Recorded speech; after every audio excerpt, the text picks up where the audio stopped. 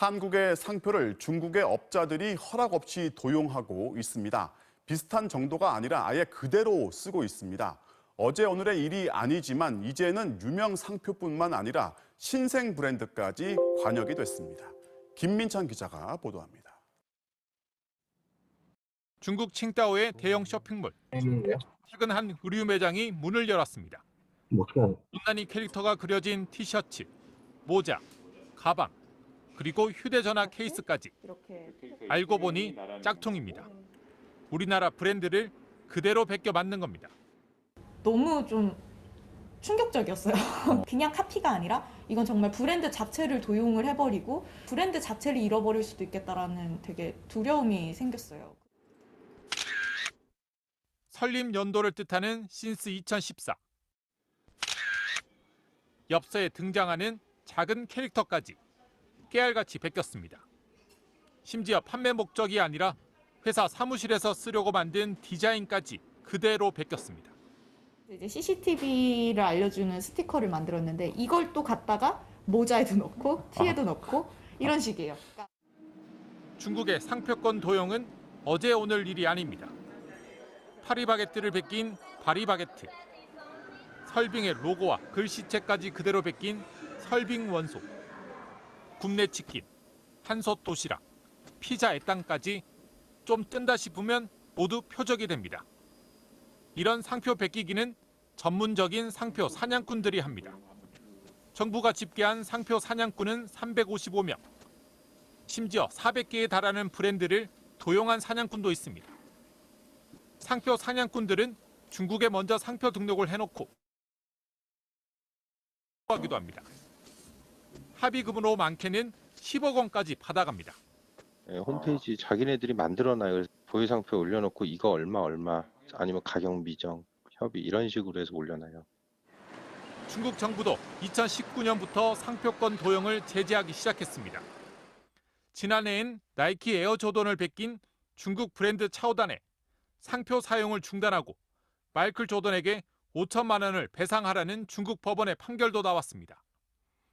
하지만 상표 사냥꾼들은 여전히 활개치고 있습니다. 최근에는 유명 상표들이 아니라 신생 브랜드들이 표적입니다. 각종 박람회를 돌며 선점할 상표를 찾아내거나 무신사와 같은 온라인 플랫폼에 올라오는 신생 브랜드들을 무더기로 중국에 등록해버립니다. 뭐가 뜰지 모르니 일단 싹쓸이 등록부터 하는 겁니다. 미리 상표 선점을 해놓고 실제로 그 상표를 사용하는 것처럼 준비를 해서 상표 출원이 무효되지 않도록 준비하는 치밀함도 보이고 있습니다. 이렇게 도용당한 국내 브랜드는 지난해 3,500건, 4년 만에 7배 가까이 늘었습니다. 피해 업체 수도 5,700곳이 넘습니다. 하지만 대응책이 마땅치 않습니다. 가장 좋은 방법은 상표권을 한국과 중국에 함께 등록하는 거지만 신생 회사들 입장에선 쉽지 않은 일입니다. 소송도 쉽지 않습니다. 착수금이 준비가 돼야 소송을 할 수 있는데 아예 소송 시작 자체를 못하는 상황이 되니까 되게 좀 답답하더라고요. 막막하고.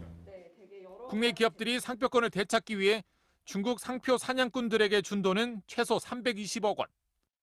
그 사이 당한 경제적 피해는 추산조차 어렵습니다. MBC 뉴스 김민찬입니다. 네, 감사합니다. 그러면 한국 기업의 중국 상표 현 주소에 대해서 말씀을 드리도록 하겠습니다. 뉴스에서 보시는 상황들은 아마 여기 계시는 분들도 일부는 겪어보셨으리라 생각을 합니다. 그래서 만약에 중국에서 모방 상표를 만났을 때 왜 어려울까라는 문제를 되짚어 보면은 사실은 좀 중국에서의 이런 상표법과 좀 관련이 많거든요. 중국에서 모방 상표는 일단 출원을 하고 등록을 시켜주더라도 등록이 되더라도 나중에 무효를 시키기가 굉장히 어렵습니다. 왜 어렵냐면은 중국 상표법에서는 물론 이제 아까 뉴스에서 얘기한 것처럼 상표 사냥꾼들이 3,400건씩 출원하는 이런 사례에 대해서는 지금은 2019년 상표법 개정으로 인해서 이런 명확하게 상표 사냥꾼의 상표 출원이다라고 판단이 될 경우에는 심사관들이 직권으로 아예 거절을 할 수 있거든요. 그렇지만 대부분의 경우에는 사실 악의성을 입증을 하는 데 굉장히 어려움이 있습니다. 왜냐하면 요즘에는 상표 사냥꾼들이 이렇게 300~400건씩 유명한 브랜드를 출원을 하는 것이 아니라 차명으로도 많이 하거든요. 본인 이름으로 한 뭐 4~5개 하고 다른 친구나 가족들 이름을 빌려서 상표 출원을 많이 하고 있기 때문에 좀 악의성 입증에 있어서도 굉장히 어렵습니다. 그리고 상표 출원 비용이 예전에는 상표 출원 비용도 굉장히 비쌌거든요.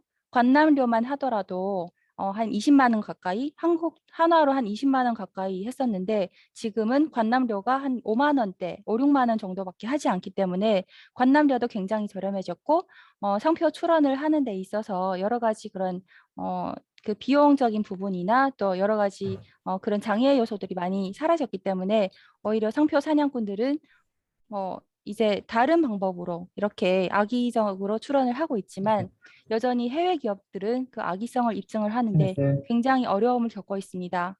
또 다른 하나는 네, 또 다른 하나는 증거 자료를 수집을 하는데 굉장히 어렵습니다. 많은 한국 기업들이 중국에서 상표 재심이 됐든 이의 신청이 됐든 아니면 분쟁까지 소송까지 간다고 했을 때 증거 자료를 수집을 하는 데 있어서 굉장히 어렵거든요. 그 이유는 바로 중국에서는 중문으로 된 자료 그리고 중국 경내에서만 된 자료를 증거 자료로 가장 이제 유력하게 보고 있고 그 다음 자료 예를 들어 한국에서 발생한 그런 매출액이나 여러 가지 이런 상표의 사용 자료들 그리고 영문으로 된 그런 여러 가지 상표의 사용 자료들은 그렇게 참고 자료로만 사용이 되지 직접적인 증거로는 사용하기가 어렵습니다. 때문에 일단 중국의 이런 상표 사냥꾼들한테 모방 상표를 카피당한 그런 회사들로서는 사실은 속수무책일 수밖에 없거든요. 그리고 이런 상표 사냥꾼에 대응을 해서 사실 분쟁을 할 수 있지만 분쟁을 일으켜도 중문이 아닌 한국어 자료를 일단 번역도 해야죠. 또 공증도 해야죠. 그만큼 또 소송 비용도 늘어나고 오히려 이렇게 시간과 노력을 많이 들였음에도 불구하고 중국에서의 그런 사용 실적이나 이런 직접적인 증거 자료들이 매우 부족한 상황이라서 승소율은 훨씬 더 낮아지는 그런 안타까운 상황들이 많이 발생하고 있습니다. 사실은 또 이 다른 제도로 봤을 때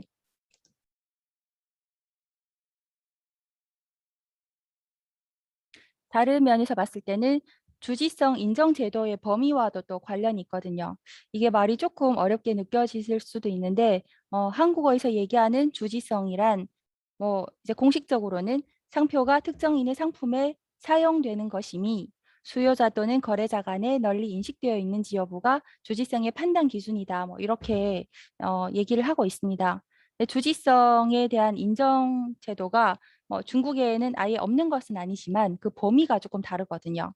그러니까 예를 들어 외국에서 일정 정도 유명한 회사가 한국에 출원을 했을 때 한국 소비자들이 전혀 이 상표에 대해서 모른다고 하더라도 이 상표가 그 나라에서 유명하다는 것을 입증을 할 수 있으면 한국에 가져왔을 때 이 모방 상표에 대해서 공격을 할 수 있거든요. 그런데 중국은 그렇지 않습니다. 중국 같은 경우는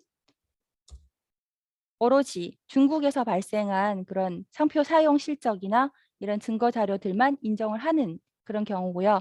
외국에서 아무리 유명하고 아무리 저명하다고 할지라도 그것을 입증을 해서 중국으로 증거 자료를 제출을 했을 때 잘 받아들여지지 않고 있습니다. 이것이 조금 안타까운 상황인데요. 그래서 주지성이라는 게 저명 상표와도 조금 다른 부분이 있거든요. 그러니까 주지 상표는 저명 상표보다 유명하지 않고, 그러니까 예를 들어 간단하게 말씀드리면 한국의 쿠쿠나 NX, 에먼스 가구 이런 상표들은 사실 한국에서 어느 정도 다 인지가 되어 있고 유명한 상표이지만 중국에 갔을 때는 그게 유명하다, 저명하다, 주지성을 인정을 해주는 그런 범주 안에 속하지 않거든요.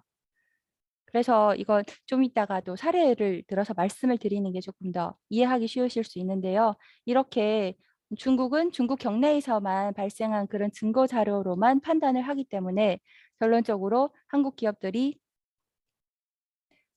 이제 그 중국에 가서 분쟁이나 재심이나 이런 데서 싸워서 이기기가 좀 많이 어려운 부분이 있습니다.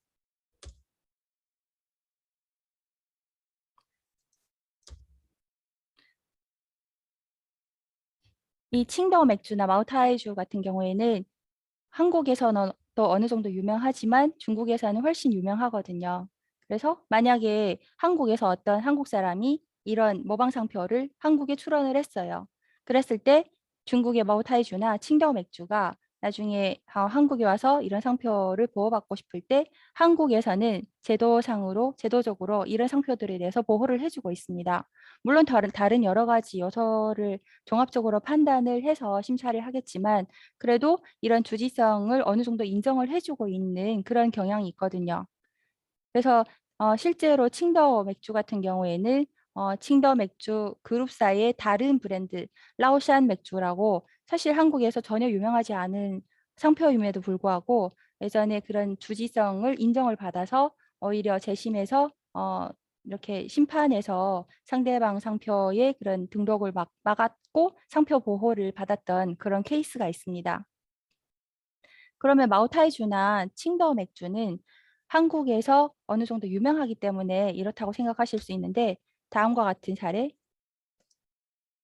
하이디라오, 하마선생 이런 상표들은 좀 많이 생소하시죠? 하이디라오는 서울에도 분점이 3개 있는데요. 사실 중국에서는 거의 국민 브랜드라고 할 정도로 굉장히 유명한 브랜드입니다. 그래서 샤브샤브 집으로 유명한데 한국에서 생각하시는 그런 작은 뭐 샤브샤브 가게가 아니라 거의 뭐 매장 하나당 뭐 한 수백 평씩 이렇게 굉장히 큰 그런 가게가 중국의 프랜차이즈로 수천 개가 있습니다.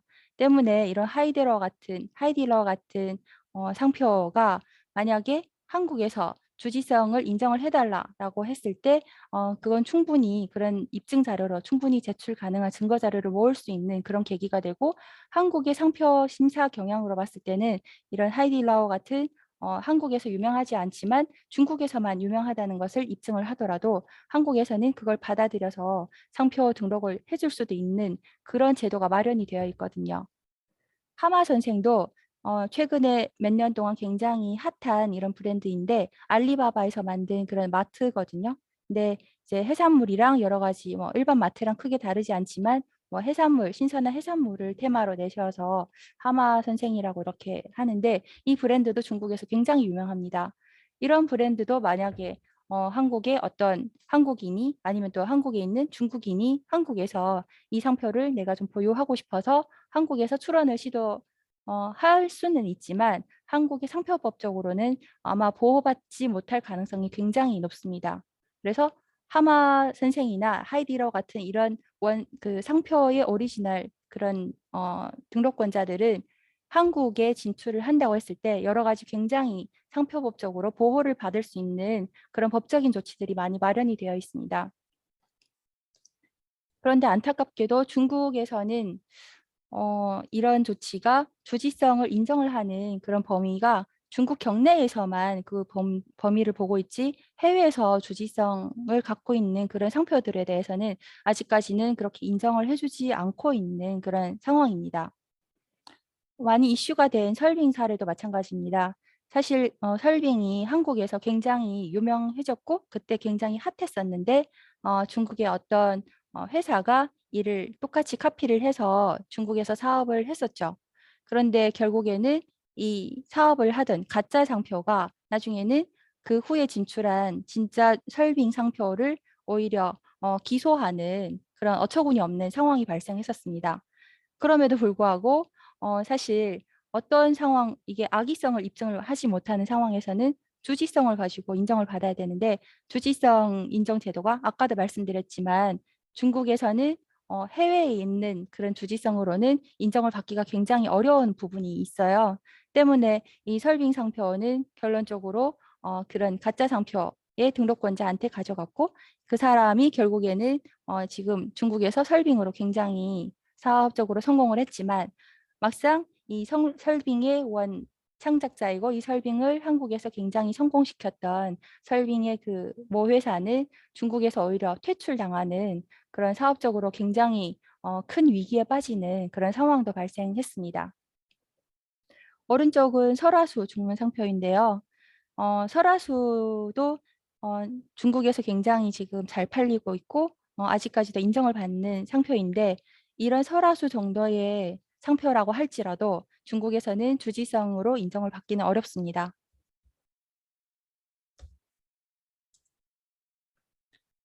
그렇다면 최근에 뭐 많이 이제 뜨고 있는 쿠팡 같은 경우는 한번 볼까요?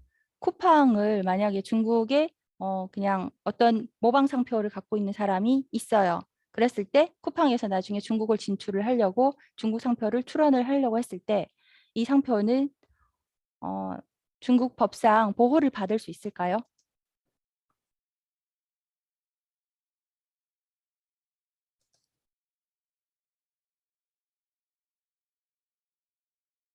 한번 맞춰봐 주세요. 보호받을 수 있을까요? 아니요. 네, 감사합니다. 네, 중국에서 이렇게 쿠팡 정도로 한국에선 굉장히 유명하고 핫하지만 증거 자료가 정말 어마어마하게 많을 수도 있지만 중국에 가면 그런 것들이 그렇게 유의미한 그런 증거 자료로 쓰이지 못한다는 것이 현실입니다.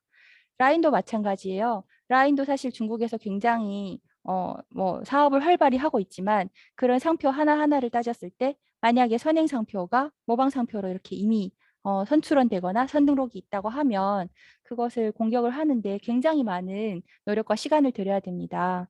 이렇게 주지성을 인정을 하는 데 있어서 한국과 중국의 제도적으로 굉장히 많은 차이가 있습니다. 그렇다면 저명상표로 하면 되는 거 아니냐. 물론 중국에도 저명상표라는 제도가 있어요. 중국에도 저명상표라는 제도는 한국과 똑같이 굉장히 막강한 파워를 가지고 있거든요. 중국에서 저명상표로 인정을 받기만 한다면 그 모든 지정상품과 서비스료 1료부터 45료까지 전부 다 커버 가능하고 그 어떤 그런 침해의 그런 상황에 모두 대비할 수 있어요. 설령 상대방이 출원을 했거나 등록을 했다고 하더라도 저명 상표로 인해서 이제 그 상대방 상표에 대해서 공격을 충분히 할 수 있고 이 저명 상표로서 충분히 보호를 받을 수 있는 거죠.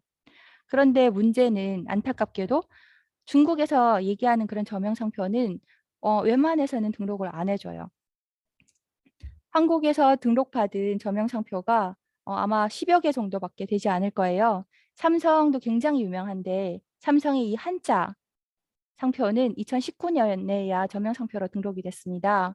그리고 정관장도 이제 그 중에 하나이긴 한데 이렇게 굉장히 한국에서도 정말 탑급 거의 한 10개, 10손가락 안에 드는 그런 상표가 아닌 이상 중국에서 저명 상표로 등록을 받아서 어떤 사업을 벌이겠다라는 생각은 거의 불가능에 가깝다고 보시면 됩니다. 그래서 이런 상황에서 대부분은 사실 이런 대기업도 있겠지만 그 중견기업들도 계실 테고 중소기업들도 계실 텐데 저희 같은 기업에서는 어떻게 중국 상표를 대응을 해야 될까요?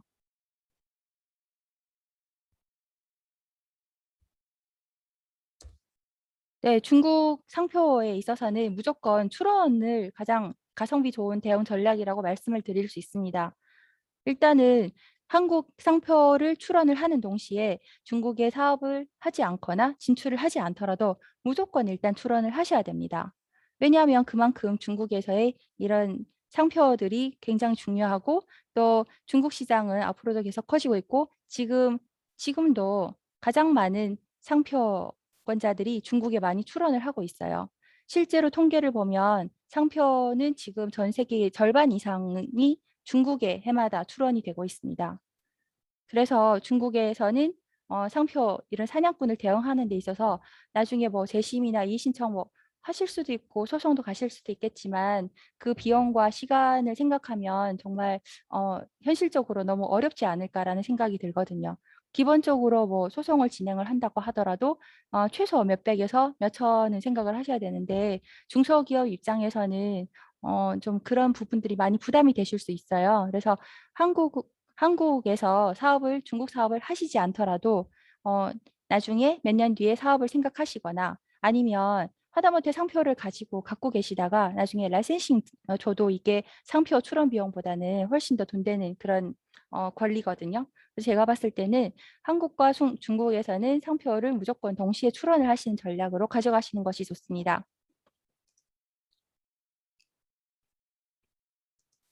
그리고 중국에서 상표를 받으실 때는 중문 상표, 그리고 영문 상표, 그리고 한글 상표 순으로 받으셔야 됩니다. 대부분 이제 의뢰를 주시는 많은 기업들 보면은 영문 상표로만 많이 출원을 하시더라고요. 그리고 한글 상표는 이제 예전에는 중국에도 한글 상표를 많이 출원을 하셨는데 요즘에는 그래도 많이 인식이 바뀌셔서인지 영문 상표만 하시고 한글 상표는 거의 하지는 않으시더라고요. 사실 중요도 순으로 봤을 때 중문 상표가 가장 중요하고 그 다음에 영문 상표고 그 다음에 한글 상표입니다. 한글 상표는 중국에서 심사를 할 때에도 도형으로 봐요. 이미지로 보기 때문에 한글 상표는 사실 출원을 하시더라도 등록될 확률이 굉장히 높아요. 그런데 사실 한글 상표는 말 그대로 도형, 그림으로 보고 있기 때문에 문자로 이렇게 소비자들한테 어떤 브랜드, 예를 들어 뭐 삼성이다 이렇게 했을 때 삼성으로 한글로 인식을 할 경우는 거의 없겠죠. 때문에 한글 상표의 중요도는 제가 봤을 때 가장 떨어지고요. 오늘 가장 이제 핵심적으로 말씀드리고자 하는 부분이 중문 상표인데요. 사실은 모든 한국 기업들이 중국에서 사업을 한다고 하시면 가장 먼저 있어야 되는 것이 중문 상표입니다. 이것은 이제 이제 한국에서 회사를 만드실 때 네, 네, 질문 시간 이따 드리긴 할 건데 지금 이따 제가 상표와 관련돼서 모든 발표를 마친 다음에 질문 시간 잠깐 드리도록 하겠습니다. 네, 그래서 중문 상표, 그다음 영문 상표, 한글 상표 이런 식으로 이제 출원을 하셔야 되거든요. 그 중에서도 중문 상표를 많이 접근을 하시는 방식에 대해서 말씀을 드리고 그런 방법에 대해서 조금 더 이제 나아가서 중국 시장에서 진짜 매출을 늘리는 그런 브랜드를 어떤 식으로 가져가면 좋을지에 대해서 말씀을 드리겠습니다. 아까 좀 전에 제가 말씀을 못 드린 사례가 있는데요. 저희 그 악의성에 대해서도 사실은 입증하기 어렵다고 했는데 사실은 어떤 사건이든 중국에서 뭐 그 가능성을 높이고 상표 분쟁이든 특허 분쟁이든 최선을 다해서 이 사건의 승소율을 끌어올리려면 여러 가지 방법은 많아요. 다만 비용이 많이 들 뿐입니다. 그래서 저희가 굉장히 비용을 많이 들였지만 악의성을 입증을 해서 승소를 했던 그런 상표 사건을 하나 말씀드리겠습니다. 이 건은 제가 김앤장에 있었을 때 직접 담당을 했던 그런 사건인데요. 이게 KB 외환은행 사건이거든요. KB 상표를 중국에 있는 개인이 중국에서 출원을 먼저 했어요. 그래서 공고되었고 거기에 대해서 다행히 저희 고객이 발견을 했고 거기에 대해서 이의 신청을 진행을 했었습니다. 그런데 이의 신청에서는 이제 상대방의 상표가 선출원이다 때문에 이제 KB 외환은행의 이의 신청은 이제 이유 없다라고 이렇게 중국에서 얘기하는 상표 재심위원회죠. 재심위원회에서 그렇게 판결을 했습니다. 그래서 당연히 이제 외환은행 측에서 불복을 했고 여기에 대해서 재심을 했고요.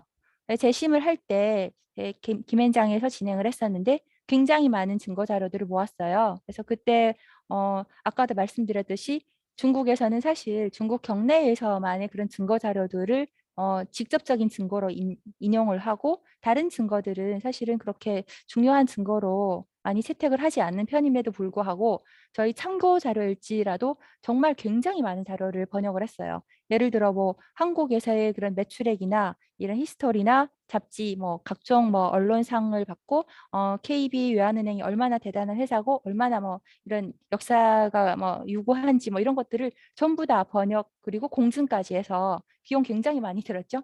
그런 많은 비용과 시간을 들여서 증거 자료를 굉장히 많이 수집을 했습니다. 물론 가장 핵심이 되는 중국에서의 증거 자료도 추가로 이제 수집을 했었는데 사실 중국에서의 증거 자료는 그렇게 많지는 않았었거든요.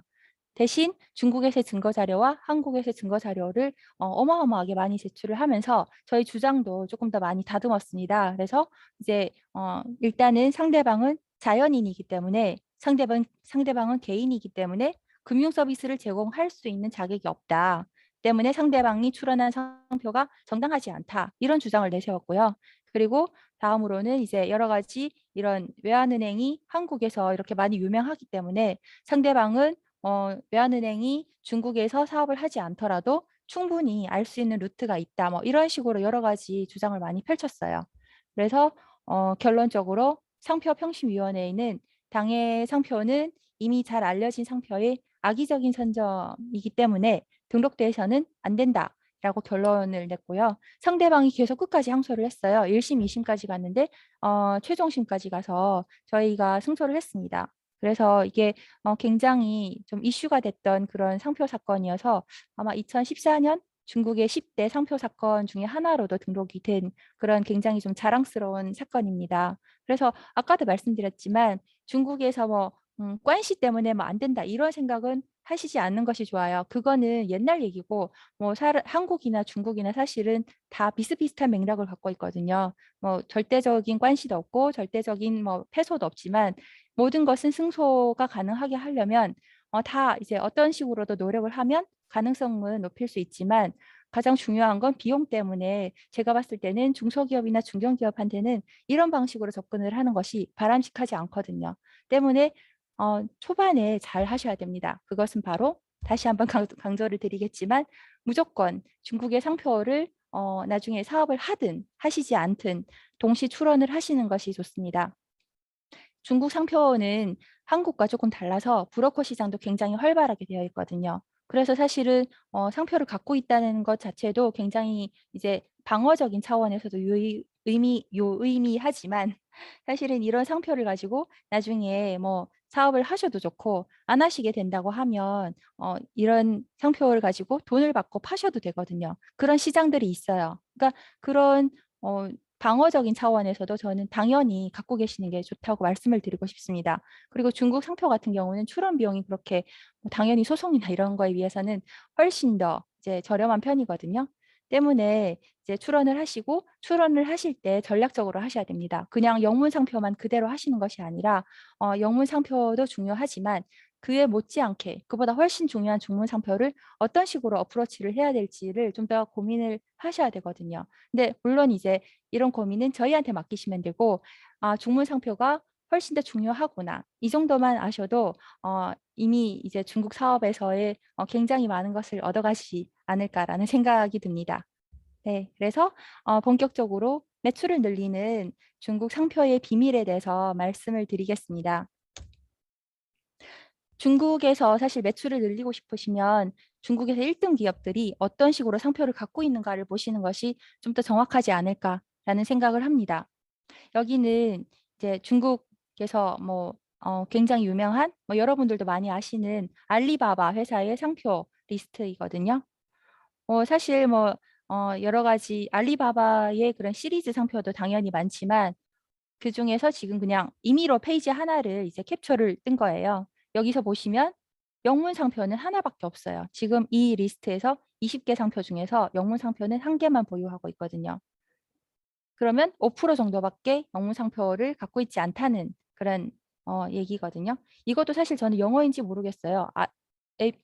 AP, 세라 뭐 이게 영어인지 잘 모르겠어요. 근데 중국식 발음 기호도 아니거든요. 근데 이렇게 중국 기업들은 사실 중문 상표 위주로 많이 출원을 하고 있습니다. 그 이유는 이제 다음 페이지에서도 말씀을 드리겠지만 중국에서 사실 영어를 그렇게 일반 한국처럼 좀 영어를 많이 섞어서 일반적인 회화에서 이렇게 많이 사용을 하지 않거든요. 무조건 중국식 발음으로 다 바꿔서 사용을 하고 있습니다. 그리고 이와 더불어 알리바바의 바바는 아버지라는 그 빠바랑 이게 발음이 유사하거든요. 때문에 알리바바에서는 알리바바도 출원을 당연히 했고 뭐 예를 들어 번역을 했을 때 알리 아빠, 엄마, 아기, 자매 뭐 이런 식으로 알리 패밀리까지 전부 다 중문으로 이제 가장 이렇게 많이 사업을 하시는 35류, 뭐 9류, 42류 이런 식으로 전부 다 이제 시리즈로 엄청 많이 출원을 했어요.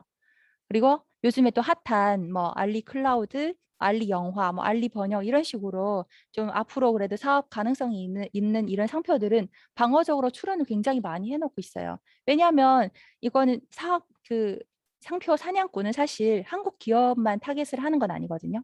한국 기업뿐만 아니라 중국에서 유명한 상표, 뭐 외국에서 유명한 상표 전부 다 그 상표 사냥꾼들의 타겟이 되기 때문에 그런 골치 아픈 일을 겪지 않으려고 방어적으로 이렇게 투런을 엄청 많이 좀 깔아놓고 있습니다.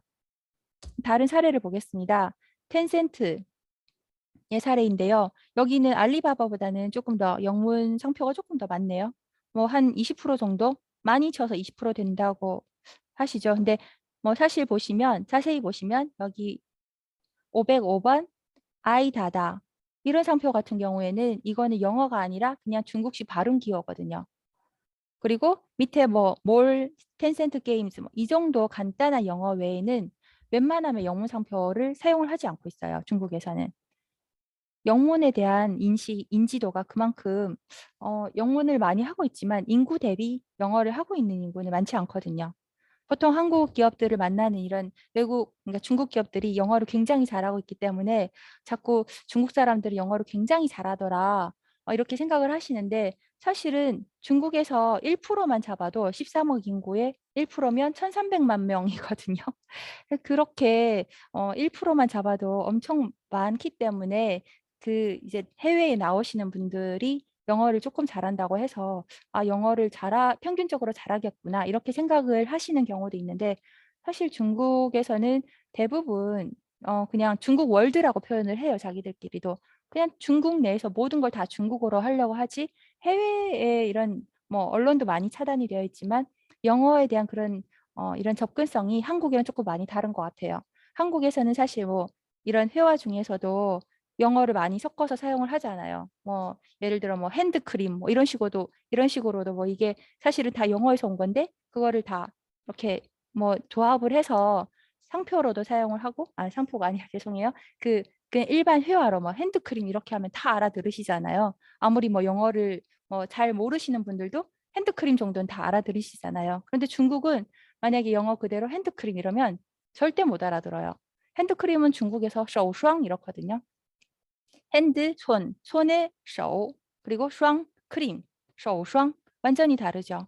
그러니까 상표의 유사성 측면에서나 아니면은 뭐 일반적인 회화 측면에서나 영어랑 중국어는 한국어와 영어의 그 차이보다 엄청난 많은 격차가 있기 때문에 이런 상황이 발생이 되는 것입니다. 그래서 단순하게 뭐 한국에서도 한글도 쓰지만 영문 상표도 쓰잖아. 그리고 영문 상표, 한글 상표 다 뭐 영문 상표만 있어도 한글 상표로 그 유사성 따질 때도 많이 이제 이제 유사 여부의 판단에 그런 인용이 되기 때문에 뭐 한국에서의 그런 사례만 생각을 하시고 중국에서 중문 상표를 출원을 하거나 등록을 받지 않으셔서 피해를 본 많은 기업들을 너무 많이 봐왔어요. 너무 안타까운 상황들입니다. 때문에 다시 한번 강조를 드리는 것은 중국에서는 무조건 중국 상표, 중문 상표를 가장 우선적으로 출원을 하셔야 됩니다. 그래서 자꾸 같은 얘기 반복인 것 같긴 하지만 이 마이클 조단의 이런 상표가 중국에서 이렇게 그 모방 상표로 사업을 굉장히 크게 한 중국 조단 그룹이라고 있어요. 그러니까 중국 뭐 조단 그룹에서 이렇게 비슷한 스포츠 용품에 이와 왼쪽에 이런 자오단이라고 써 있잖아요. 이게 조단의 중문 발음이거든요. 이 조단이라고 이렇게 적힌 비슷한 로고를 만들어서 자체적으로 생산을 해서 사업적으로 굉장히 큰 성공을 이뤘어요. 그리고 나서 이제 미국에 있는 조단 회사가 나중에 이거는 우리 거를 이제 우리 상표에 대한 침해다라고 중국에서 소송을 걸었는데 장장 8년간의 소송을 거쳐서 드디어 이제 최종심에서 마이클 조단, 그러니까 미국에 있는 회사가 승소를 했습니다. 이것은 사실 최근에 이런 승소 사례가 조금 많이 나고 있는 것은 2019년에 상표법이 개정이 된 이후로 중국에서 좀 이런 좀 어느 정도 굉장히 유명한 상표에 대해서 좀 어느 정도 좀 인정을 해주고 보호를 해주자는 그런 심사 트렌드와도 좀 많이 관련이 있는데요. 아무튼 만약에 이런 마이클 조단이 본인들의 미국 사업을 하고 있으면서 중국에 먼저 상표 출원만 했더라면 이렇게 불필요한 8년간의 소송과 이런 비용을 낭비하지 않았지 않나라는 생각이 듭니다. 그리고 오른쪽은 파리바게트 사례인데요. 파리바게트는 사실 한국보다도 중국에서 어마어마하게 큰 성과를 이루었죠. 그래서 굉장히 유명해졌고 핫한데 이제 여기 오른쪽이 모방 상표거든요. 발음도 중문 발음이랑 똑같아요. 파리베이티엔, 파리바게트. 영어로는 파리스 바게트 뭐 이런 식으로 지금 출원을 해서 이 상표에 대해서 이제 파리바게트와 이렇게 소송을 벌였고요. 다행히도 1심에서 파리바게트가 승소를 했어요. 올해 판결이 났거든요. 그러니까 이런 사실은 대기업들이야 뭐 굉장히 매출액도 많고 비용 예산도 충분하니까 이렇게 소송도 가고 뭐 하지만 대부분 정말 90% 이상의 한국 기업들은 이렇게 소송조차 갈 엄두조차 못 내는 상황을 너무 많이 봤어요. 왜냐하면 아까도 보셨겠지만 소송 한 건을 다루려면 증거 자료도 엄청 많지만 그런 수집도 해야 되고 또 번역도 해야 되고 공증도 해야 되고 여러 가지 주장도 펼쳐야 되고 시간도 많이 들고 중국은 상표 소송이 예전에는 굉장히 오래 걸렸었거든요. 이렇게 8년씩 걸리기도 했고 요즘에는 이런 소송도 좀 굉장히 심사 기간을 딱 둬서 그 시간 안에 반드시 끝내야 된다 뭐 이런 지침이 떨어졌기 때문에 소송의 이런 기한도 굉장히 짧아졌지만 옛날에는 진짜 비용도 정말 많이 들었어요. 근데 가장 이제 중소기업 같은 경우는 그런 여력이 없기 때문에 이렇게 안타까운 상황을 만들지 마시고 중문 상표는 반드시 하셔야 됩니다. 왜 이렇게 중문 상표가 중요할까요? 중국에서는 영어 인구 비중이 굉장히 좀 낮은 편입니다. 사실은 뭐 해외에서 어떤 시각으로 바라보시든 물론 화교나 이런 분들은 영어를 굉장히 잘하시죠. 근데 영어를 뭐 대학을 졸업을 하면 영어를 다 잘하겠지만 그중에서도 영어가 유창한 비중이 정말 많이 쳐봐야 2, 3% 정도 되는 것 같습니다. 제가 느끼기에는. 그리고 전체적으로 영어를 뭐 조금이라도 배웠다 이런 인구 해봐야 20%에서 25% 정도밖에 안 되거든요. 그리고 저는 한국에 오면은 노래를 잘한다 얘기랑 영어 잘한다 얘기를 하면 안 된다라고 항상 중국 친구들에게 얘기를 하고 있습니다. 왜냐하면 한국에서 제가 많이 놀랬던 것은 노래를 잘하는 사람이 그렇게 많아요. 네, 그냥 노래방 어떤 모임에 가도 노래방 가면 가수급으로 노래를 잘하는 사람이 한 명 있고 어떤 모임에 가도 영어를 굉장히 그냥 원어민 수준으로 잘하는 사람들이 너무 많더라고요. 그런데 중국은 전혀 그렇지 않습니다. 한 가지 사례로 사실 제가 예전에 있었던 인사이트 특허법률사무소는 삼성권을 하고 있는 굉장히 그래도 꽤 규모가 큰 특허법률사무소이거든요. 나름 엘리트들이 많이 모여서 일을 하고 있는데도 불구하고 저희 인사이트의 소장님은 중국 이제 한족 분이세요. 오리지널. 근데 그분이 이제 항상 프레젠테이션 자료에 회사 소개 자료에 우리 회사에는 영어를 잘하는 인력이 13%나 됩니다. 뭐 이렇게 항상 적었어요. 그래서 한국 기업들에 같이 프레젠테이션을 하러 다니다가 한국의 이제 기업들에 항상 물어보셨어요. 혹시 그 13%는 혹시 뭐 JD를 나오신 분들이 13%이신 겁니까? 그랬더니 아니요. 해외 유학파 포함해서요. 1년 정도 뭐 해외 유학을 다녀오신 분 포함해서 13%입니다. 그러니까 깜짝 놀라시는 거예요. 놀라는 포인트가 너무 다른 거죠. 한국 기업들은 만약에 이제 해외 유학파까지 다 포함을 했으면 아마 영어를 뭐 이제 영어를 잘한다, 뭐 해외 유학파다 이렇게 할 수 있는 인구 비중이 아마 제가 봤을 때 중소기업이라고 해도 6, 70% 이상은 되지 않을까.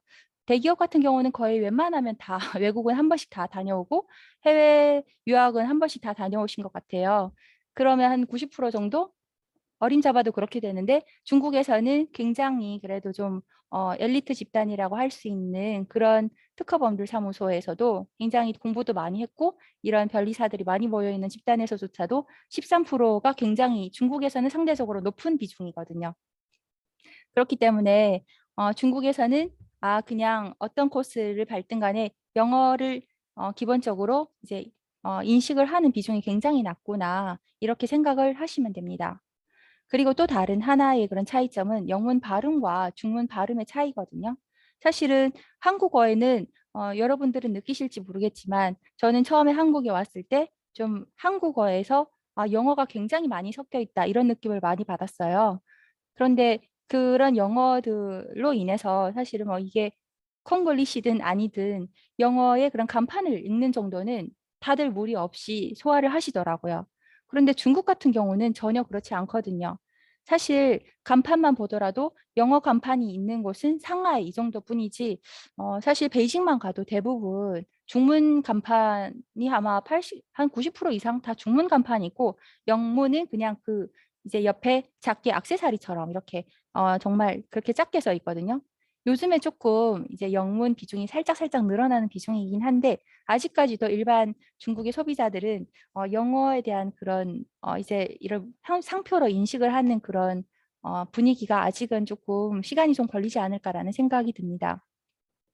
그래서 같은 브랜드를 비교를 했을 때 그래도 나름 왼쪽에는 중국의 간판들 중에서 외국 기업들이 성공을 한 그런 사례들을 모아봤습니다.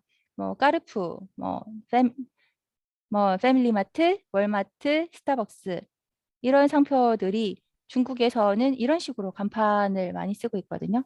보시면 뭐 스타벅스도 이렇게 좀 스타벅스의 발음과 전혀 다른 그런 발음으로 지금 사용이 되고 있어요. 근데 한국에서는 영문 상표의 비중이 그래도 제가 보기엔 좀 많은 편인 것 같습니다. 뭐 스노우폭스도 그렇고 한글로 뭐 스노우폭스 이렇게 쓴 적은 한 번도 못 본 것 같아요. 패밀리마트도 그렇고 네, 패밀리마트도 거의 안 쓰시는 것 같고요. 근데 중국에서는 무조건 이제 일반인들이 알아보기 쉽게 중문 먼저 쓰고 그 다음에 영어 쓰고 이런 식으로 많이 하시거든요. 그래서 중문 상표가 굉장히 중요하지만 이것을 또 어떻게 잘 만드는지도 굉장히 중요해요. 한자라고 해서 다 중문 상표로 성공했다. 이게 아니라 한자도 중국 사람들이 봤을 때 되게 와닿는다. 이런 잘 만든 상표가 있냐면 굉장히 좀 이상하다. 저게 뭐냐. 이런 상표들이 굉장히 많아요. 일단은 중문 상표를 잘 만드시려면 한자 중에서 일반인들이 좀 알아보기 쉽게 이렇게 좀 쉬운 한자로 만드시는 것이 좋습니다. 왜냐하면 중국에 사실은 나이 드신 분이나 이런 분들은 아직도 한자를 제대로 모르는 분들도 아직도 있거든요. 쉬운 한자 정도는 알겠지만 조금 어려워지면은 읽지도 못하고 이 뜻도 잘 몰라요. 이런 분들도 많고 또 시골이나 이런 데 가면은 이런 발음을 또 이렇게 좀 편하게 받아들여지기에는 좀 쉬운 한자로 그리고 이렇게 그 의미도 굉장히 좋으면 더 좋겠죠. 그래서 그게 참 어려운 것 같습니다. 중국의 코카콜라 예를 들어보자면 예전에 커커컨라 이런 식으로 그냥 음역 그대로 했어요. 근데 커커컨라 이거는 중국 사람들이 봤을 때 잘 사용하지도 않은 한자일 뿐더러 이 조합이 어떤 의미로 다가오지 않거든요. 전혀. 그래서 굳이 해석을 하자면 그 의미가 올챙이가 뭐 양초를 갉아먹는다. 뭐 이런 식으로 해석이 돼서 좋은 인상을 주지도 못했어요. 그래서 사업적으로 듣고 있죠. 굉장히 많이 실패를 했었어요. 그런데 나중에 커커커러 이렇게 명칭을 바꾸고 나서 입맛에 듣지만 맞고 들어봐요. 마시면 즐겁다. 이런 뜻으로 제품에 걸맞은 이미지로 딱 바꾸고 나서 굉장히 성공했죠. 사실 중국에서 코카콜라의 매출이 어마어마하거든요. 그래서 여러분들이 듣기에는 뭐 커커콜라나 그거나 똑같아 보이시겠지만 그거를 참 어떻게 설명을 해드려야 될지 모르겠어요. 확실한 건 쉬운 한자로 의미도 좋아야 된다. 이거는 너무너무 확실한 사실이에요. 이렇지 않은 중문 상표는 사실 중국에 들어갔을 때 소비자재로 들어갔을 때는 제가 봤을 때 좀 많이 성공을 하기가 어렵습니다. 그리고 같은 제품이라고 했을 때도 브랜드를 정말 잘 만들면 매출이 훨씬 늘어나거든요. 그리고 서브웨이도 한자로는 싸이바이웨이. 이게 굉장히 잘 만든 그런 한자의 예시거든요. 그래서 싸이바이웨이. 바이가 이제 100가지 맛, 웨이가 이게 맛이라는 뜻이거든요. 그래서 100가지 맛, 100가지 이상의 뭐 맛을 즐긴다.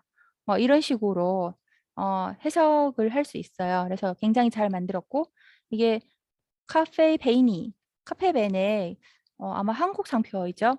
네, 그래서 굉장히 한국 브랜드 중에서는 정말 이 한자 이름을 정말 잘 만든 것 같아요. 그래서 카페 베이니, 커피가 당신과 함께 한다. 커피가 뭐 당신 옆에 있어줄 것이다. 뭐 이런 식으로 해석이 되는데 굉장히 한때는 정말 핫했어요. 카페 베이니. 그리고 유니클로도 중국에서 사업을 굉장히 잘 하고 있죠. 요이코, 네, 이 브랜드도 굉장히 그 브랜드 네이밍을 잘 만든 케이스입니다. 그래서 발음으로 하자면 뭐 요, 야오이쿠는 아닌 것 같고 요이코 이런 식으로 발음이 되거든요. 그래서 좋은 옷을 파는 창고 이런 의미로 해석이 됩니다. 이렇게 좋은 상표를 만드는 것이 굉장히 의미 있다라고 말씀을 드릴 거고요. 실패에도 말씀을 드려보겠습니다. 시쉐이도는 예전에 쉬산도 뭐 이런 식으로 얘기했거든요. 그러니까 이게 일본 브랜드인데 그냥 음역 그대로 가져오긴 했지만 굉장히 좀 그냥 그 느낌이 굉장히 좀 이상해요. 영문을 음역한 것이지만 남성적 느낌? 그냥 남성적 느낌이라기보다는 브랜드라는 느낌이 안 들어요, 전혀. 좀 어느 시골에 있는 뭐 어떤 촌사람의 이름? 이런 느낌이 들고 굉장히 브랜드 네이밍에 실패한 케이스거든요. 그리고 겐조도 까오티엔, 시엔산 디자이너 이름을 그대로 쓰는 건 좋지만 이렇게 하면 중국인들이 봤을 때는 어떤 사람의 이름인가? 뭐 외국 사람의 이름인가? 이런 느낌이 들어서 브랜드로 다가가기에는 조금 많이 어려운 면이 있습니다. 그리고 H&M은 아마 정말 이렇게 하면 너무 이거는 H&M은 뭐 이거는 정말 브랜드라고 하기에는 거의 뭐 예, 이런 식으로는 많이 실패를 하죠. 그리고 코스타도 음, 카자, 시자 이런 식으로 했지만 네, 좀 이렇게 한약방 내지는 좀 이런 여튼 나쁜 사례예요. 이게 참 원어민들 많이 딱 이제 중국 사람들한테 그냥 이거 어떠냐 그냥 아무 사람한테 물어봐도 별로다 이런 평이 많았을 텐데 왜 굳이 이런 식으로 이렇게 큰 기업들이 네이밍을 했는지 좀 상표 전략에 있어서 좀 제대로 못하지 않았나라는 생각이 듭니다. 중문 상표 확보 전략에 대해서 말씀을 드리도록 하겠습니다. 한글의 음역과 사실은 영문 상표에 있어서는 발음이 유사하기 때문에 이런 유사한 발음을 통해서 권리 보호도 가능하기도 하거든요. 그런데 중국은 아까도 말씀드렸지만 발음과 영문 발음이 너무나 다르기 때문에 발음이 유사하다고 하더라도 유사를 통해서 영어와 중문이 발음이 유사하다 때문에 이거는 뭐 권리를 보호해줘야 된다. 이런 사례는 거의 본 적이 없었던 것 같아요. 유사를 통한 권리 보호는 거의 불가하다고 보시면 되거든요. 이게 좀 언어마다 조금 여러 가지 특징이 있는데 한국어로는 영어를 얘기하는 것이 굉장히 부드러운데 중문은 그 나름의 성조와 그 한자의 발음에 영어가 녹아 들어가지 않는 것 같아요. 그래서 그런 점을 유의해서 무조건 중문 상표를 만드실 때는 그냥 비용 때문에 뭐 이제 간단하게 음역을 하시는 것도 좋지만 음역을 해도 괜찮은 상표들이 분명 있긴 해요. 음역을 해도 전혀 촌스럽지 않고 예를 들면 삼성 같은 거, 현대 같은 그런 상표들은 그냥 음역인지 원래 상표인지 모를 정도로 굉장히 정말 잘 만들어진 상표거든요.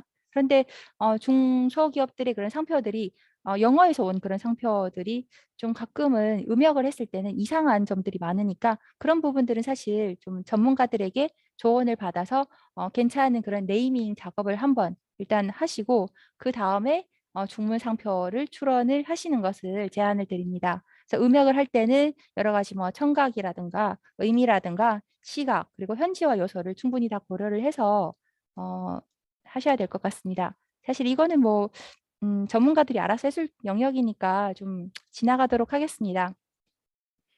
그리고 중문 분류표에 있어서도 사실은 대부분은 여기에서 아무래도 한국 그 특허 사무소를 통하다 보니까 영문으로 지시가 나가고 또 다시 영어에서 중국어로 갔다가 중국어에서 영어로 오고 좀 복잡하네요. 또 다시 한국어로 오고 이런 과정을 거치면서 상품과 서비스업이 가끔은 매치되지 않는 경우가 있더라고요. 그게 중국의 니스 분류, 중국도 똑같이 니스 분류를 쓰고 한국도 니스 분류를 쓰지만 그 분류표가 조금 단어의 명칭이 약간씩 달라요. 어떤 명칭은 제가 봤을 때 중국에서의 그런 중형 대조본의 영어가 좀 잘못된 것들이 또 있더라고요. 근데 한국에서는 아무래도 영어를 기준으로 하다 보니까 상품 서비스업을 영어로 이렇게 또 번역을 하고 다시 중국어로 번역을 하면서 오류가 좀씩 생겨요. 예를 들어서 저희 고객 중에 한 분이 기업 고객인데 유산균을 하고 싶다. 유산균이 중국에는 없었어요. 안타깝게도. 중국은 그 스탠더드 기준 상품이 아니면 아예 받아들여지지 않거든요.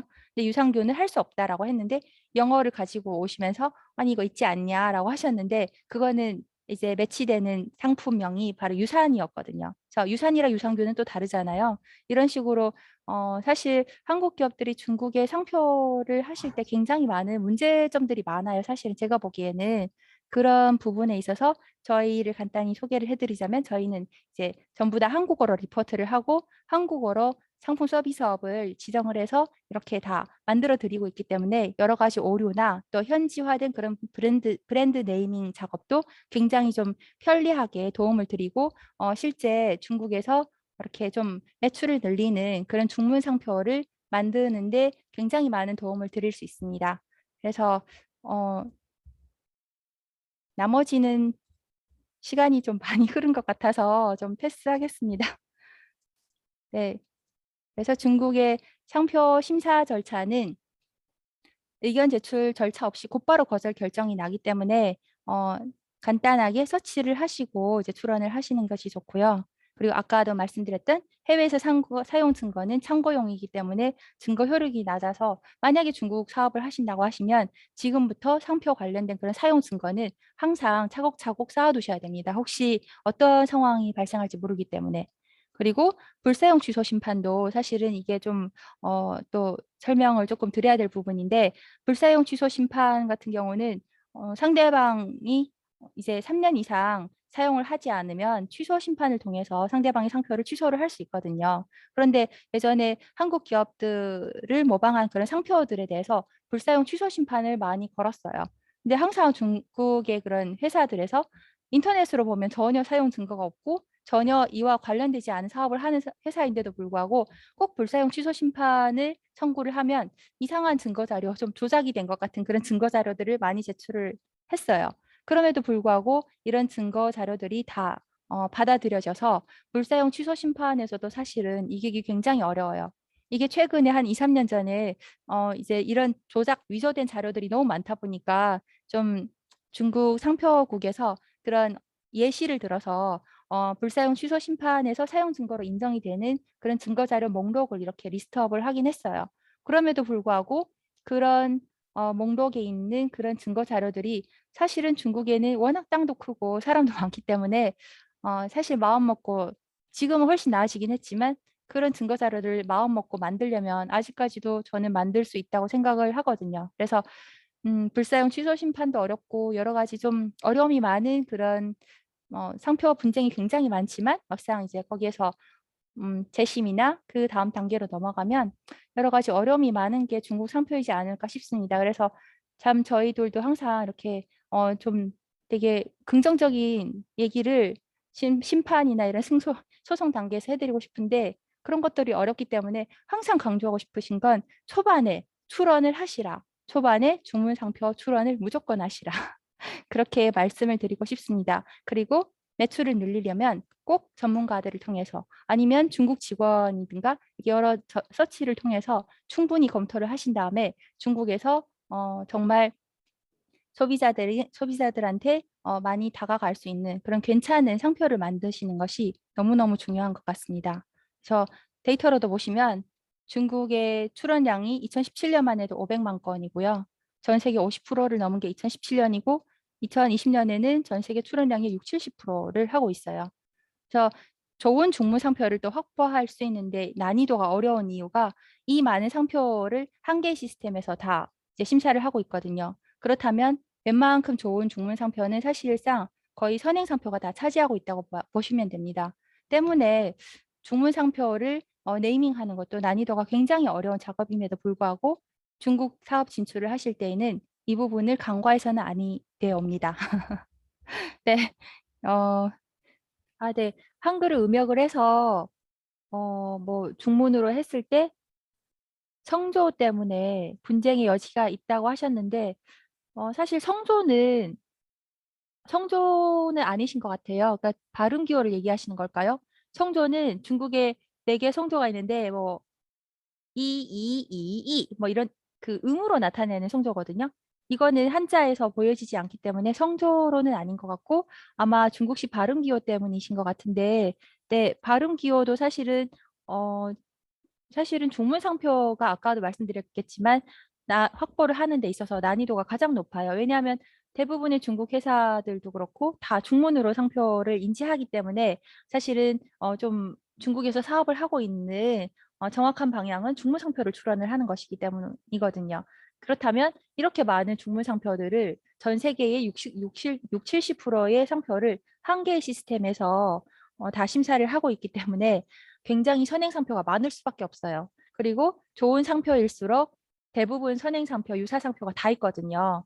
그래서 이거는 비단 중국식 발음 기호뿐만 아니라 여러 가지 문제가 있지 않을까 싶어요. 그러니까 발음 기호를 하더라도 그런 선행 상표를 다 피해가면서 만들어야 되기 때문에 중국 브랜드 네이밍에 있어서는 사실은 난이도가 굉장히 어렵습니다. 그래서 브랜드 네이밍을 하실 때 서치를 먼저 하시고 그렇게 서치를 하면서 네이밍을 다 하신 다음에 출원을 하시는 것이 바람직하죠. 대부분은 출원을 하셨는데 이게 또 거절이 되면 또다시 만들고 출원하고 이러면 시간도 많이 들고 비용도 많이 들기 때문에 그리고 또 제품도 출시를 하셔야 되잖아요. 그렇기 때문에 사전에 먼저 서치를 다 하시면서 네이밍을 하시는 저희를 찾으시면 되겠네요.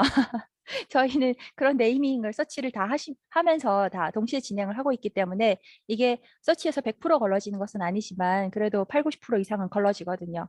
그래서 그런 서치를 하면서 네이밍을 해야지 단순히 좋은 이름만 가지고선 중국 상표를 확보받기가 굉장히 어려운 부분은 있습니다. 사실은 브랜드 네이밍 작업도 저희가 좀 굉장히 좀 신중하게 하고 있는데 이게 참 어려운 작업이긴 해요. 왜냐하면 전 세계의 6, 70% 되는 상표를 하나의 시스템에서 한다는 것이 맹점이거든요. 그래서 참 등록받기가 어려운 거 맞아요. 좀 이상하게 뭐 네이밍을 해드리자니 그거는 좀 아닌 것 같고 좋은 이름으로 해드릴수록 이제 난이도가 있기 때문에 그래서 시간이 많이 필요합니다.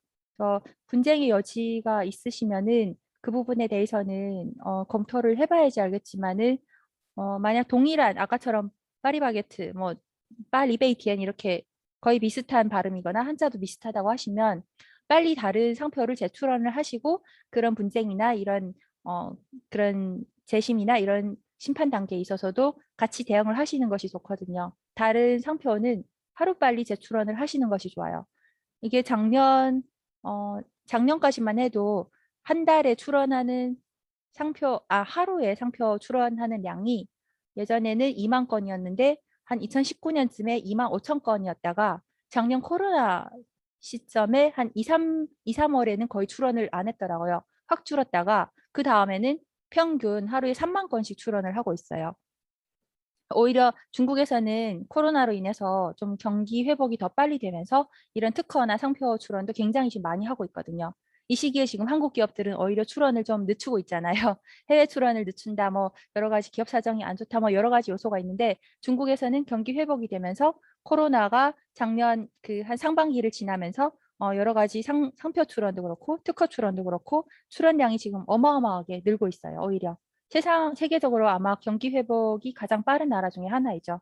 그렇기 때문에 이런 상표도 그렇고 재출원을 먼저 하시고 분쟁은 분쟁대로 그 상황에 맞게 대응을 하시는 것이 좋습니다.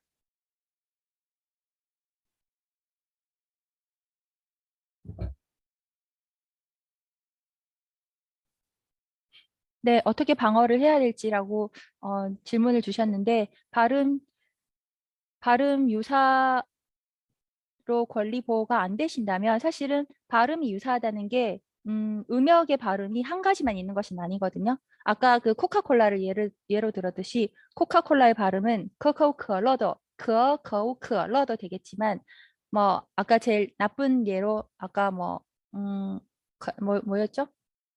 건컨 뭐 라칸 뭐 이런 식으로 여러 가지 발음이 있어요. 그거를 뭐 발음 기호가 안 된다. 이거는 말이 안 되는 거거든요.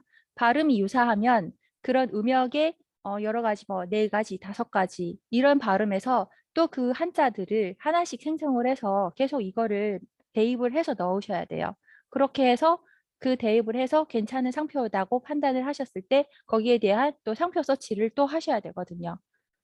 그렇게 네이밍을 토탈적으로 만들어주는 회사가 없기 때문에 사실은 저희도 특허 사무소인데 이 서비스를 했던 이유가 이런 니즈는 있는데 고객이 어디에 가서 어떻게 제대로 된 상표를 만들어 올지를 잘 모르시더라고요. 그러니까 네이밍만 가져오는 건 너무 쉬워요. 사실은 음역으로 네이밍을 하는 건 저도 5분이면 만들어내거든요. 그런데 그거를 만들었을 때 상표 등록이 되는지 여부를 서치를 하고 괜찮은 상표인지 하려면 정말 이거는 좀 여러 사람이 같이 모여들어서 시간과 노력을 많이 들여야 되는 작업을 해야 됩니다. 그래서 지금 말씀하신 발음 유사를 통해서 권리보호가 안 된다고 하면 빨리 다른 이름을 만드셔서 다른 네이밍을 하셔서 재출원을 하실 것을 권합니다.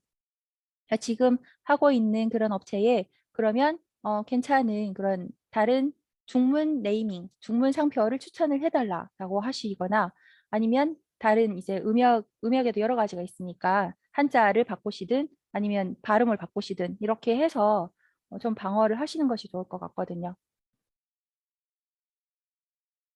네, 충분히 답변이 되셨을까요?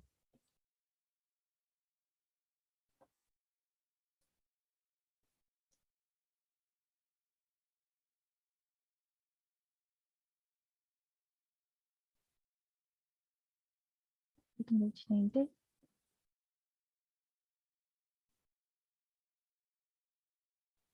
만약에 한국 본사에서 상표가 등록이 되었는데 그 상표 소유권자를 자회사에서 가져가시고 싶다고 하시면 상표권 양도 절차만 거치면 됩니다. 이건 굉장히 간단한 절차라서 그렇게 어렵지 않아요.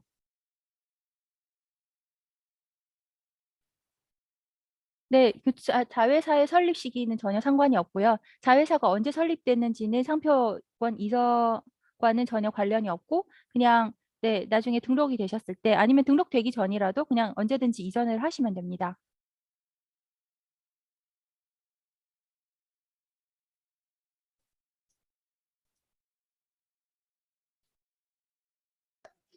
네, 선생님, 네. 예, 죄송한데요. 제가 지금 쓰기가 좀 어려워가지고, 제가 뭐 말로 좀 여쭤봐도 됐나요? 네. 저 소리가 근데 잘 안 들려서 조금 크게 얘기해 주시겠어요? 아, 지금 잘 들리나요? 네네. 지금은요? 아, 예, 제가 방금 여쭤보는 게, 그러면 저희가 이제 한국에서 이제 상표를 이제 등록 완료됐잖아요. 이제 중국에서 이제 진행 중인데, 그래서 방금 선생님 말씀하신 게 지금 저희가 만약에 이제 한국에 있는 상표를 이제 중국 저희 자회사에서 이전해도 된다는 말씀이시죠? 네. 그리고 그러면 저희가 이제 자회사가 있잖아요. 그러면 이제 앞으로 저희 다른 상표들이 이제 한국 본사에 걸치지 않고 저희가 바로 중국 지사에서 이제 상표 등록해도 됐나요? 그거는 사실은 상표 출원을 하는 건 뭐 회사의 자유 선택이니까 그거는 전혀 상관이 없습니다. 다만 자회사랑 모회사 간에 상표와 관련돼서 어떤 협약이 이루어졌다고 하면 그 협약에 따라야겠죠. 아, 모회사의 네, 허락 없이 자회사에서 뭐 상표 출원을 하면 안 된다. 뭐 이런 조약이 있으면 그건 당연히 네. 해서는 안 되겠지만 사실은 뭐 그냥 상표국에 출원을 하는 건 회사의 선택이거든요. 근데 그 내부의 그런 협약 같은 거는 좀 잘 살펴보시고 하시면 되겠습니다. 아, 그럼 저희 자회사하고 모회사 둘이 협의를 해서 결정하면 된다는 말씀이시죠? 네, 맞습니다. 어느 A사든 모회사 A사든 아니면 자회사 아까 말씀 주신 B사든 그냥 누구의 명의로 하냐는 전혀 관련이 없거든요. 아, 예, 잘 알겠습니다. 네, 감사합니다. 한국 기업들도 사실 중국의 대리인들이랑 많이 계약을 맺고, 한국 제품을 중국 대리인들이 판매를 하는 경우에도 중국 대리인들이 중문 상표를 자기들 이름으로 출원해도 되냐라고 해서 출원을 했다가 나중에 이제 대리 관계가 끝났을 때 문제가 되는 그런 상황들도 굉장히 많이 있습니다. 예를 아, 들어서 예. 응. 네, 이거는 조금 여기랑 자회사니까 그럴 일은 없겠지만 대리 관계가 됐을 때 대리인들이 자기들 이름으로 중문상표를 출원을 했어요. 한국에 이제 모회사는 중국에서의 영문상표만 갖고 있어요. 근데 이 대리 관계가 끝났어요.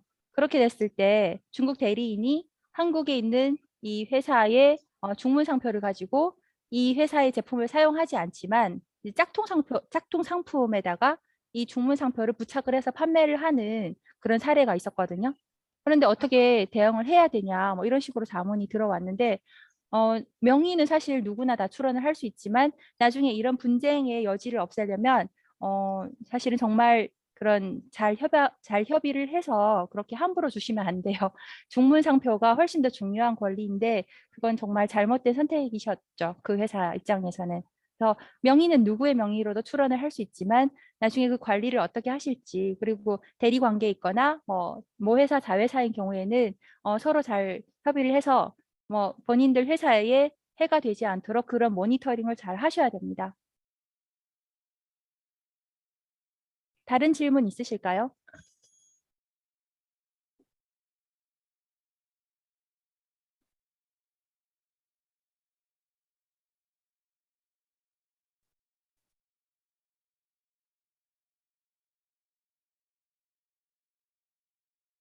네, 없으면 계속 강의하도록 하겠습니다.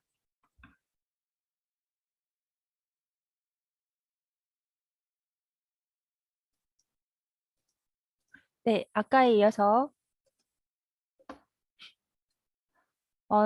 아까 주지성, 저명상표 이렇게 간단하게 말씀을 드렸는데 사실은 지금 중국에 저명상표 하나만, 그러니까 이게 한자로 치면 지명상표거든요. 치명상표거든요. 이거를 조금 이상하게 들려서 그냥 저명상표라고 부르는데 사실 2019년 이전에만 해도 주지상표, 저명상표, 치명상표 이렇게 세 가지가 있었어요. 이것이 뭐냐면 사실 외국 기업들이 중국에 가서 이런 치명상표로 인정받기는 굉장히 어렵다고 앞에서 말씀드렸잖아요.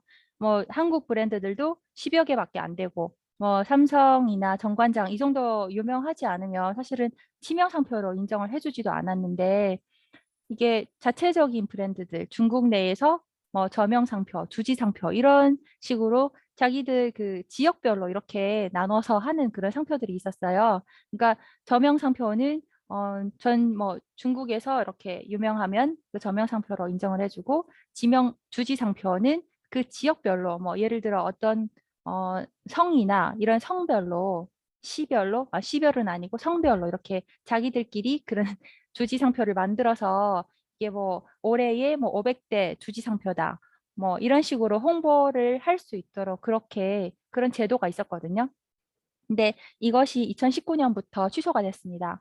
취소가 된 이유가 사실은 저도 이게 예전부터 형평성에 맞지 않다고 생각을 했던 게 치명상표 정도 되려면 샤넬이나 루이비통 정도가 아니면 치명상표로 거의 인정을 안 해주거든요.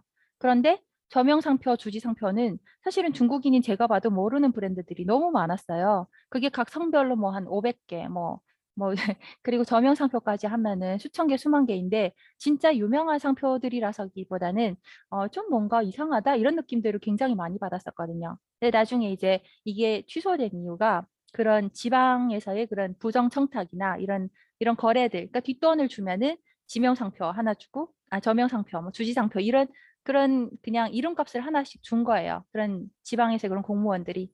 그래서 이런 제도는 2019년부터 취소가 됐고 지금은 그래도 좀 2019년에 중국에서 상표에 대해서 굉장히 여러 가지로 많이 정비를 했다라는 느낌이 듭니다. 2019년 이전에는 아까 말씀드린 것처럼 상표 사냥꾼들이 본인 이름으로 한 3, 400개씩 출원을 해놓고 한국 기업들도 그렇지만 해외 유명한 기업들에 항상 이렇게 이거를 비싸게 사가라 이런 식으로 많이 그렇게 했었거든요. 근데 그런 상표 사냥꾼들의 그런 상표는 본인들이 이제 딱 봤을 때 신차관이 딱 봤을 때 이거는 명백한 상표 사냥꾼이다라고 판단이 되면 바로 거절 결정이 되도록 상표법 개정을 했었어요. 그리고 이런 저명상표, 주지상표도 2019년부터 취소가 됐기 때문에 제가 봤을 때는 좀 굉장히 그래도 여러 가지 긍정적인 신호이지 않나라는 생각이 듭니다. 그리고 아까 앞서서 보여드린 것처럼 마이클 조던 그런 상표 케이스나 파리바게트 케이스도 사실은 옛날 같았으면 이게 승소하기 어려운 케이스였거든요. 그러니까 외국 기업이 굉장히 승소하기 어려웠을 텐데 이게 2019년에 상표법을 개정을 하면서 이런 좀 안 좋은 그런 관례들을 전부 다 좀 많이 없애지 않았나라는 생각이 듭니다. 그래서 좀 한국 기업들도 중국 하면 무조건 겁을 내고 중국에서는 뭐 권리 보호를 안 해줄 것이다 이런 편견을 가지지 마시고 지금은 좀 더 적극적으로 어프로치를 하실 필요가 있지 않을까라는 생각이 듭니다. 그리고 이제 아까도 말씀드렸듯이 증거를 최대한 확보하는 건 너무너무 중요하고요. 중국에서 사업을 하는 순간부터 뭐 법무팀이 있으면 당연히 법무팀에서 이런 거를 당연히 이렇게 만드셔야 되고 없으시면 뭐 진짜 이런 뭐 그 회사 전체 내에서라도 이런 증거는 항상 갖고 계셔야 됩니다. 이게 생각보다 대기업 같은 경우도 아모레 같은 경우는 한국에서도 상표 출원이 1위인데도 불구하고 그런 증거 자료들이 중국에서 굉장히 많을 텐데 한국에서 자료는 좀 잘 이렇게 정리가 된 느낌이 들어도 해외에서 자료를 달라고 하면 이게 지사를 통하거나 이런 여러 가지 이유 때문에 자료를 구하기가 너무너무 힘들더라고요. 그래서 중국에서 내 상표가 사용되고 있다면 어떤 식으로라도 항상 이렇게 좀 예의주시하시고 1년에 한 번씩이라도 자료를 조금 수집을 하시는 것을 추천드립니다.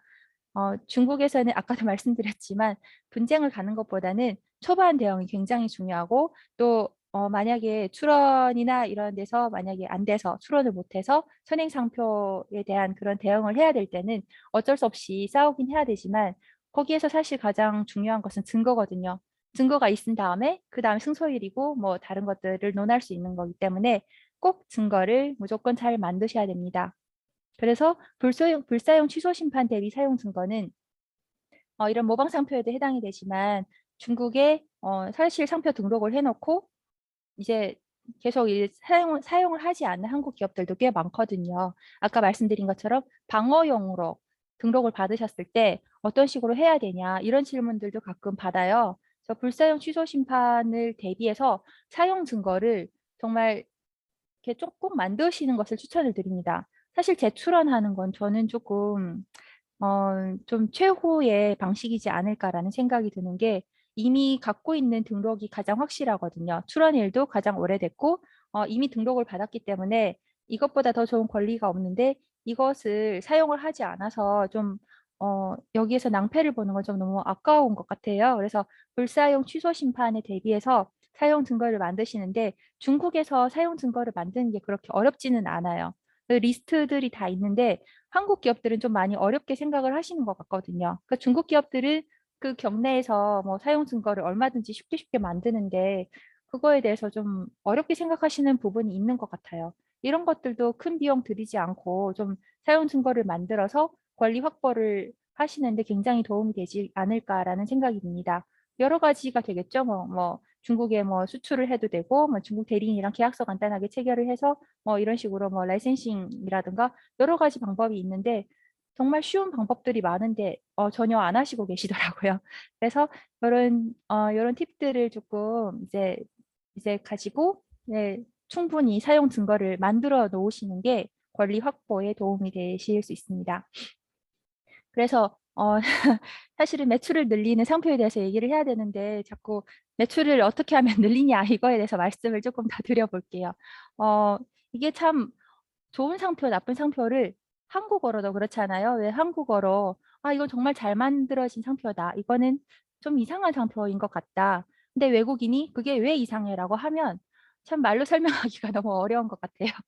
그래서 일단은 그래도 가능한 한 뭐 중문의 의미를 살려서 이제 말씀을 드리자면 까르푸 이게 짜르어프이거든요. 그래서 까르푸가 뭐 잘 아시겠지만 이제 프랑스 회사이고 중국에서는 굉장히 성공을 거둔 마트인데 이게 앞에 가가 집 가예요. 그리고 중간에는 락, 즐거울 락, 그리고 세 번째는 복덩어리 복. 그래서 뭐온 가족이 즐겁게 복을 많이 쌓는 그런 곳이다. 뭐 이런 식으로 해석이 될 수 있어요. 그래서 이런 까르푸 같은 경우에는 정말 네이밍을 잘하지 않았나. 그래서 딱 들어도 저기 한번 계속 가서 이렇게 장도 보고 굉장히 즐거운 곳에서 좀 나의 이런 그런 소비를 하고 싶다 이런 생각이 들게 만드는 그런 네이밍이거든요. 그리고 패밀리마트도 정말 잘 만들어진 것 같아요. 패밀리마트는 제가 느끼기에는 한글보다는 중문 성표를 더 잘 만든 것 같아요. 그냥全家이렇게 해서 이게 자도 여기도 이제 집 그리고 뭐 가족 이런 의미가 되겠는데 이거는 전부인 전 뭐 전체 패밀리 뭐 이런 의미가 될 수도 있겠죠. 근데 그냥 이 한자로 딱 봤을 때는 굉장히 좀 편안하고 좀 여러 가지 이제 그냥 느낌이 되게 좋아요. 네.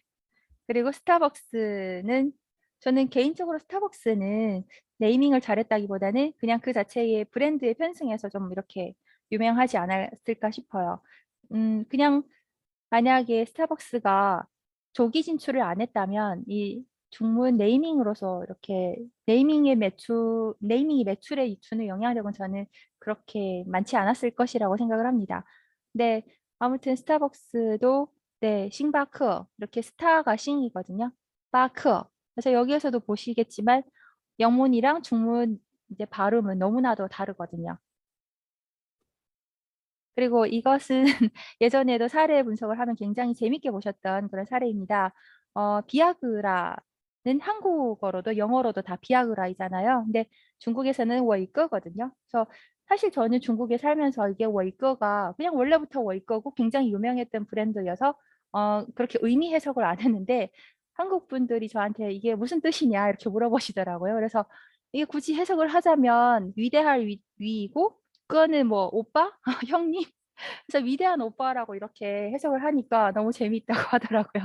그렇게 생각을 해보니까 또, 아, 이런 면에서는 굉장히 좀 되게 네이밍을 잘하지 않았나. 그래서 비아그라도 워이꺼로 중국에서 굉장히 이제 성공한 그런 네이밍이고 사업도 굉장히 많이 성공을 했었죠. 그래서 이게 중문 상표가 사실은 정말 매출에 있어서 너무너무 중요한 요인인 것 같습니다. 그래서 브랜드의 중요도로 놓고 봤을 때 아까도 말씀드렸지만 중문, 영문, 한글은 뭐 그냥 어, 있어도 없어도 그만 방어용으로 하시는 건 좋을 것 같아요. 가끔은 같은 한국 사람들이 이제 한국에서 유명한 한글 상표를 중국에다가 이제 모방 상표로 출원을 하시더라고요. 중국 사람들은 한국 기업의 모방 상표를 출원을 하더라도 그 영문을 보고 중문 상표로 변환을 해서 출원을 해요. 근데 한국 사람들은 그 모방 상표를 중국에 가져다 출원을 하실 때 한글 그대로 출원을 하시는 경우가 많더라고요. 그렇게 하셔서 주로 이제 한인타운이나 뭐 이런 식으로 본인들이 그런 모방 상표를 가져다 쓰시는 경우도 있는 것 같아요. 그래서 조금 이제 한국인이랑 중국인의 입장에서 보는 그런 상표를 모방을 하더라도 약간의 관념적인 차이는 좀 있지 않을까라는 생각이 듭니다. 자, 뭐 이거는 네, 아까 말씀을 드린 것처럼 저희가 켄즈에서 기업 맞춤형 서비스로 브랜드 네이밍을 했었는데 이거는 처음에 했던 것이 아니고 저희는 음역을 사실은 그냥 이제 간단하게 이렇게 계속 출원을 하면서 같이 간단하게 해드렸었는데 이런 부분들에 있어서 좀 괜찮은 네이밍을 가지고 싶다라고 한 회사들이 있어서 그런 부분에 대해서 저희가 브랜드 네이밍 서비스를 또 따로 하나 만들었어요. 그래서 거기에 대해서 기초적인 일단 회사의 어떤 사업을 하고 있는지 이런 기초적인 정보를 파악을 하고 컨셉을 논의하고 그리고 중국 DB에 서치를 하고 또 다시 컨셉을 논의한 다음에 얘를 여러 가지 한자를 만들고 이미지 분석을 하고 리포팅 이렇게 최종적으로 해서 고객 컨펌을 받아서 중문 브랜드를 최종적으로 선정을 합니다.